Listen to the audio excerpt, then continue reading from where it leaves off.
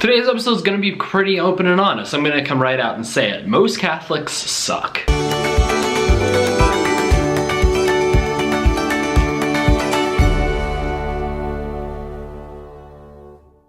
For the record, if you identify yourself with what I describe in this video here, it doesn't mean I think you're an awful person. I just think the kind of person who you are kind of stinks. See, as Catholics, we have a lot of good going for us, right? We have like the fullness of truth. We have the fulfillment of the papacy through the line of Peter. Get out of here, set of Vacanists. And our priest for G.K. Chesterton said we're the sexiest religion because we have the smells and bells, and that's all just to bring our hot minds closer to Jesus, who is actually present in the true presence of the Eucharist. The Catholic Church has the fullness of truth. But at the end, you have to also remember the Catholics do one thing incredibly poorly, and that is being kind to people. But don't get me wrong, Catholics do a lot of good through charity works. Like, we're the ones who founded the public school system and hospitals and all of that. But recently, we've become very mean to people who think differently from us. Specifically, other Catholics who think differently from us. So the Catholic Church is one thing that no other church has, which is a catechism where we have outlined all the things that we say that are good and all the things we say that are bad. That being said, not everything is written in there. So there's a lot of area where you have to properly form your conscience so as to make proper decisions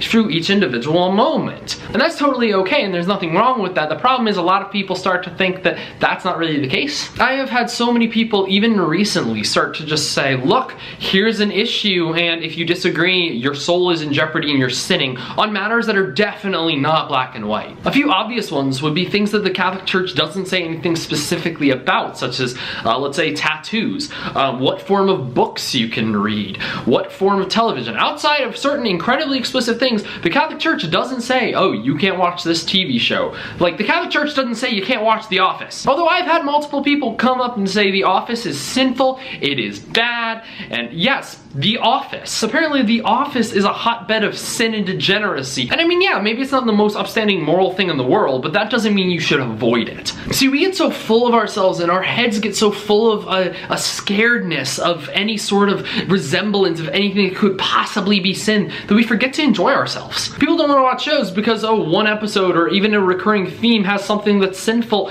and so you know what? It's bad, I refuse to watch it. Good day, sir. But here's the thing, we're not supposed to avoid talking about sin. Granted, we're supposed to avoid committing sin, but that doesn't mean that we should shy away from anything that shows it. And before I go any further, yes, certain elements of things are very, very bad. And a lot of these things are things that the Catholic Church has said are not good at all. You can probably guess what I'm referring to, and those things are 100% bad. I'm not saying that those are moral gray areas, those are morally black areas. Just like some things like going to Mass is totally good. However, you have to also remember that intention is important, and if your intention is to enjoy something, that doesn't mean you should shy away because it could possibly have a character or a motif that is evil. I would even posit that in shows you actually have to show some element of sin so as to have redeeming qualities. See, if a hero is perfect, then it's no fun to watch. Heroes should be flawed. And I've mentioned this time and again. I even mentioned this on my interview with Raymond Arroyo on EWTN. The best types of characters are those like the Avengers, where the heroes are inherently flawed. I mean, think about it. Iron Man in the comics had an inherent drinking problem. Captain America is a guy who really can only exist in the time of war or when he has a purpose. He needs a purpose. Hulk is pretty obvious. He has anger issues. And you can mention other great characters who have sinful traits to them, but those are okay because you want them to overcome those sinful nature. Like, it gives you something to root for in the character. A character who is 100%, oh, look at me, I'm happy-go-lucky, I'm a perfect character, is boring. That's why God's Not Dead was awful, because the main character was just like, I must do what's right no matter what, and he had no flaw. A flawed character inside of your character is very important. If you're a writer, like, I would think that's pretty important to have a character who has an issue. But you know what? I don't know, so I'm gonna bring in a friend to see if I'm right. Guys, you remember you haven't met JD. JD, say hi to the vlog. Hi. So JD is a screenwriting major, same as Rachel at JB Catholic. And so we're talking about if a character doesn't have flaws, is he boring or not? Yes. So a character should have flaws to be interesting. Yes. And is it okay if some of those flaws could lead to sinful things? Yes, 100%. Why? Because it's more interesting to watch characters that are like us, and we all... I'm a screenwriting major too. Rosie, come in here. Okay, this is Rosie. She's also a flawed character.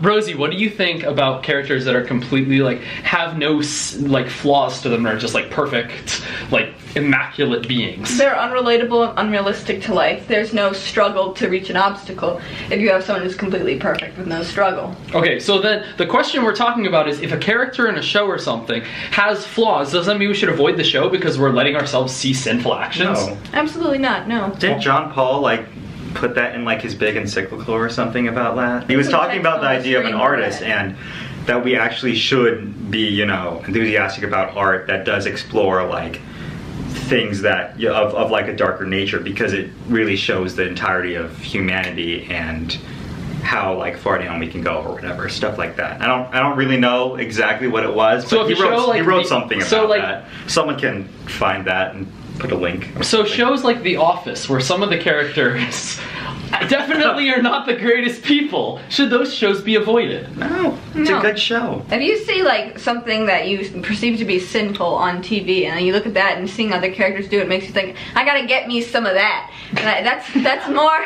your own personal thing, and I think you have issues. There are times when it's like, okay, maybe it's gratuitous, or maybe it doesn't like actually drive anything along or whatever. But like in terms of if it drives shows like The Office, they're so along. tightly written, and characterization, especially flawed characterization, is kind of written into the story to tell you things about these characters in the plot. That's something that's extremely deliberate and very rarely gratuitous. So take us from some friends whose lives literally revolve around studying what is characters, and they want to make their lives about writing. It's okay for you to watch things that have flawed characters, and that's okay to take enjoyment in rooting for characters or rooting against characters that are evil. And this is just an example of why Catholics have a problem with talking about these big issues. There are definitely gray areas. Like, look, if you don't want to watch The Office because you think it's bad because the Christian character is annoying and portrayed as awkward and evil, well, you know what? That's your prerogative. Don't watch The Office. You're missing out on a lot of great comedy. But at the same time, if you want to watch it, that doesn't mean you're endangering your soul. And you can say very similar things about a lot of other shows that show things as well. And so this is the problem I have with Catholics, is that a lot of people will say they have an issue with the fact that anyone does this, and you know what, I'm going to impose morality. The idea of imposing your morality is often stated as an anti-Catholic sentiment, but I would even say that it's actually an anti-Catholic sentiment. Because to some degree, we should not be imposing our view of what the Catholic Church teaches, because to some degree there is subjectivity. If there was not meant to be subjectivity based upon personal intention and how everybody thinks and how the Lord has directed people, then the Catechism would list every single possible thing, and we would be constantly updating it to say this show is approved by the Church, this show is not, this show is approved. I have met people who say you can only watch movies on the Vatican's movie list. And you know what, if you want to do that, that's fine, but stop telling people they can't, or that what they're doing is going to endanger their soul and send them to hell. And look, if they're actually sinning, first off, you shouldn't start off with that. It's an awful lead. And yeah, you should instruct the ignorant and tell them here's the problem. But you shouldn't say, you know what, you're going to hell if you keep doing that, so listen to me because I know better than you. I'm really heated about this because so many people do this. So many Catholics do this. I challenge you, if you're a Catholic who says, oh, you know what, you really shouldn't watch the show, it's evil. Stop. Could they be leading themselves into sin? That's quite possible. You don't know. We don't know. We can't read their heart. So at the end of the day, just stop telling people, you know what, you shouldn't do X, Y, Z that isn't specifically sinful, because you know what, it could lead you to sin. That's like saying, oh, you shouldn't drink alcohol because you could possibly get drunk. It makes absolutely no sense. The same is true for television. I've even had people tell me that working out is sinful. And I mean, we could get into the whole argument about how people say the same thing about leggings, but that's gonna be tomorrow's issue. So thank you everybody so much for watching. Make sure you subscribe to the YouTube channel and like the page on Facebook so you don't miss a single episode. Let's wrap this up, and remember, as it was in the beginning, is now, never shall be, rise up and live.